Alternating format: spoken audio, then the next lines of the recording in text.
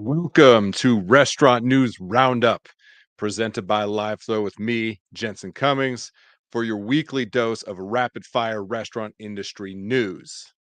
Today, Friday, August 25th, 2023, we're covering what Chef Marco Pierre White thinks today's restaurants are lacking, the state of robotics and automation in U.S. restaurants, and joint employer labor rulings, and more. So always get into the comments for a link to the recap article and access to the full stories covered today, and to learn more about our presenting sponsor, LiveFlow. Now, LiveFlow is for restaurants frustrated using QuickBooks, I know very well, desperately wanting better automated financial dashboards with real time data. Check them out. This is 10 stories in under 10 minutes. Stay with me, see if I can keep up. This is one take, no refires. Let's get it. Celebrity chef Marco Pierre White says there's no romance in modern restaurants by Tanur Biwas, The New Indian Express. Chef White says if you look at these 3-star and 2-star Michelin stars on the old world, they were romantic. There's no romance in modern restaurants. The waiter tells you what the dishes are and how to eat them. Michael Pierre White famously returned his 3 Michelin stars. They give the stars so easily now. In the old days, the head of inspector of Europe used to say it takes a chef 8 to 10 years to win 3 stars. Today, give it in one. It's marketing. All right, debate. Has fine dining jumped the shark? Is it no longer relevant and romantic? Let me know. Next up, should you install an EV charger at your restaurant? Restaurant News Resource. 31 million electric vehicles are expected to hit the road by 2030. The Biden administration earmarked 7.5 billion for installing chargers with a near-term goal of installing 100,000 chargers. In exchange for the investments, they're offering tax incentives and credits to companies who buy electric vehicles or install charging stations. Spotlight. To look into how to get EV charging stations for your restaurant, hit up Dante White over at Opius. Not sponsored, but worth checking out. Link in the comments. Pork belly prices are up 100% this year. Your breakfast bacon is about to get pricier. By Li Yang Shan, CNBC. Pork belly prices rose over 100% year to date from 131.59 a pound to 2.59 cents a pound in July. California's Prop 12 has had major impact on these prices. The law mandates sows be housed in spaces no less than 24 square feet. Now, August is typically referred to as BLT season, said CoBank's lead protein industry analyst, Brian Ernest, referring to the time that tomato harvest is in full swing. Debate. Commodity pork producers are vehemently against these types of cost increasing laws, while other premium brands like Tenderbelly, they already adhere to these practices, they say. What side of the argument are you on? Let me know. All right. Could food freshness sensors be the end of Best Buy dates? By Daniel Berteau, Food Dive. Expiration date labels on packaging can cause confusion and food waste. To change that, companies and researchers around the world are testing inks, pH sensors, hydrogels, and other approaches. The condition of majority of food products as they travel along supply chains is unknown, because there's no quality monitoring apart from perhaps a visual inspection at the grocery store. All right, Spotlight. If you're interested in learning more about getting a tool using bioelectrical impedance analysis to give quantitative scores of the quality of your food products, check out our own partners, CQF, over at www.certifiedqualityfoods.com. Gene technology spares male chicks culling by preventing them from hatching, by Hannah Confino in Reuters. Every year, egg farmers kill 7 billion day old male chicks because they cannot grow up to lay eggs and are the wrong breed for meat.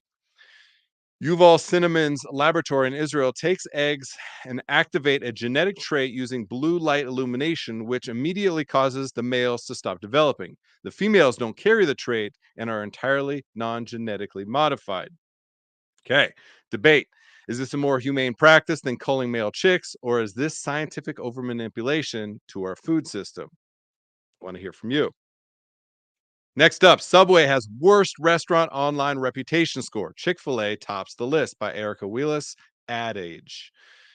Fast food and fast casual chain restaurants have very poor response rate to their customers giving them online reviews and engagement on social media.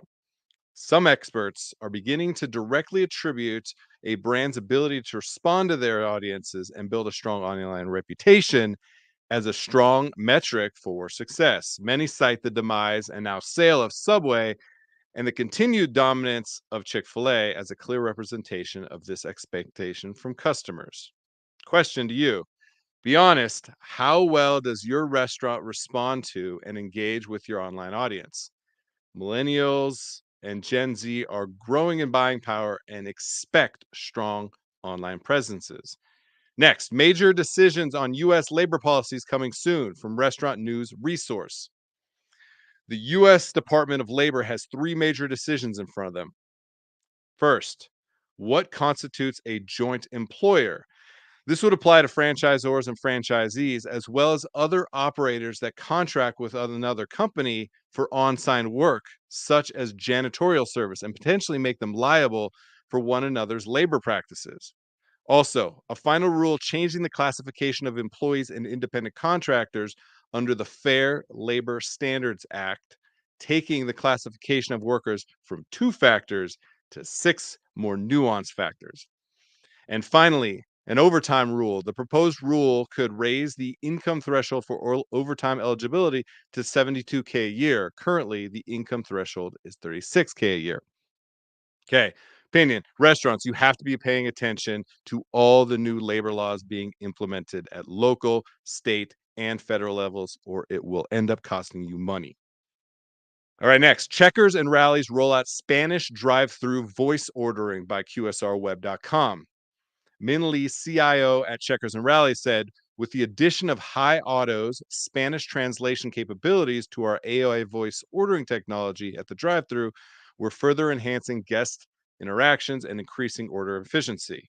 Now, quote, 70% of Miami Dade's population are of Hispanic descent. So I congratulate the leadership of Checkers on being pioneers. Liam M. Lopez of the South Florida Hispanic Chamber of Commerce. Opinion: this is one of the most revolutionary advancements I've seen in years. Full stop.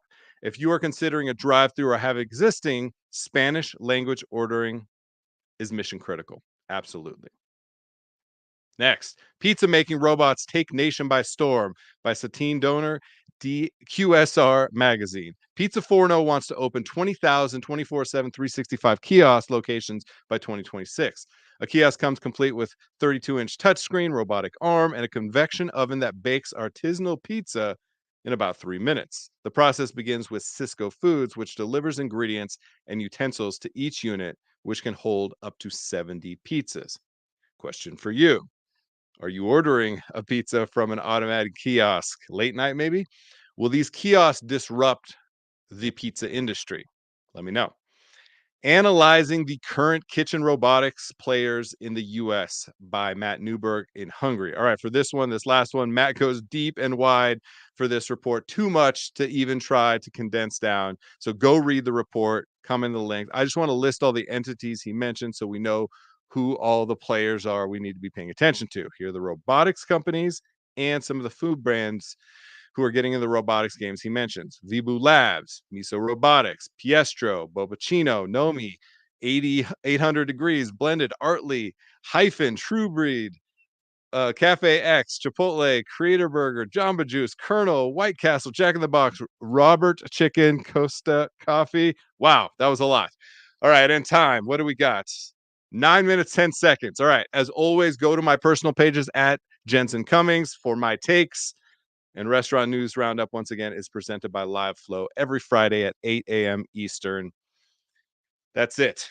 Please let me know the topics, categories that you want to hear being discussed on the show. I want to make sure that you get well informed in under 10 minutes, back to what makes you money. That's really important to me so that we can continue to grow this restaurant industry that we all love and hate so much. I appreciate you all. As always, I will see you next week.